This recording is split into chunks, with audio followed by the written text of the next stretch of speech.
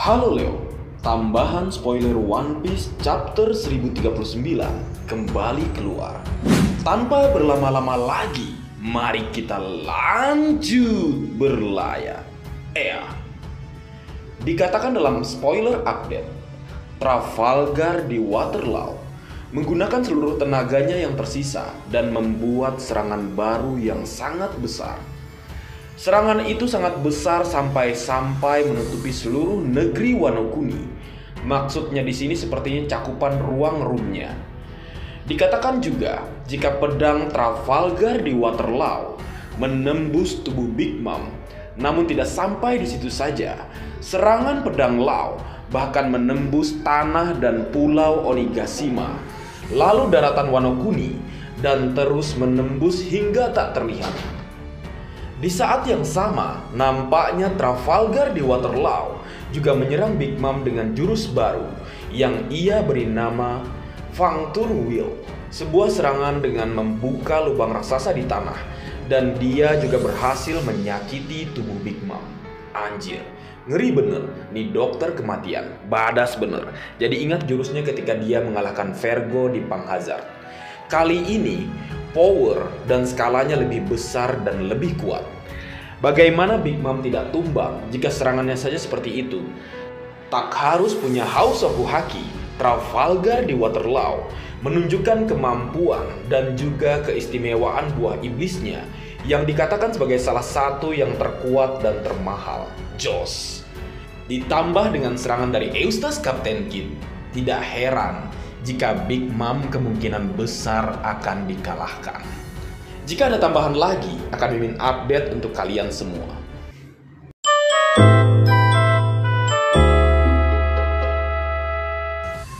One Piece chapter 1039 diberi judul Penampilan Utama.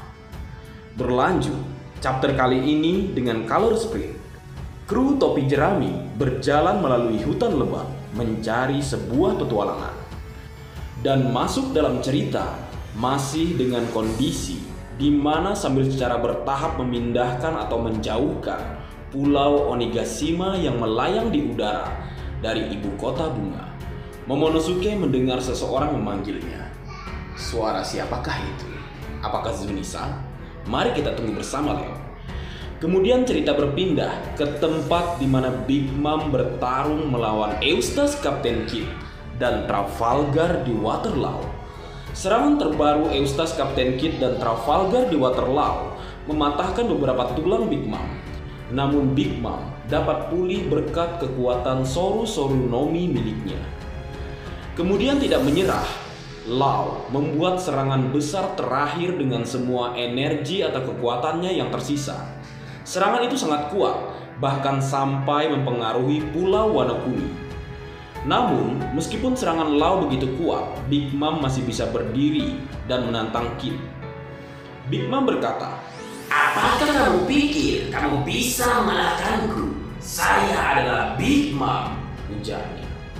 Tidak gentar, Eustace Captain Kidd menunjukkan kartu asnya dan menyerang Big Mom dengan meriam elektromagnetik. Law kemudian berbicara, "Era Anda berakhir di sini." Widih, ngeri bener combo dua supernova ini.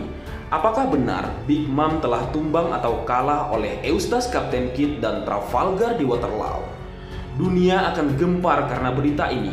Sang lama akan runtuh dan generasi baru benar-benar akan menggantikan kekuatan besar di dunia One Piece. Dan coba tebak, siapa pusatnya?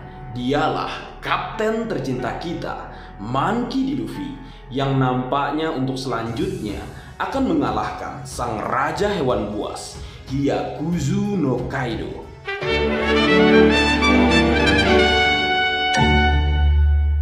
Kemudian ada tambahan karena kita menyinggung kemungkinan tumbangnya Big Mom. Mari kita bahas sedikit tentang salah satu dari dua supernova yang berkolaborasi untuk mengalahkan Big Mom. Kusebut saja namanya Eustace Captain Kidd yang di akhir chapter 1038 menyerang Big Mom dengan sebuah serbukan banteng besi raksasa.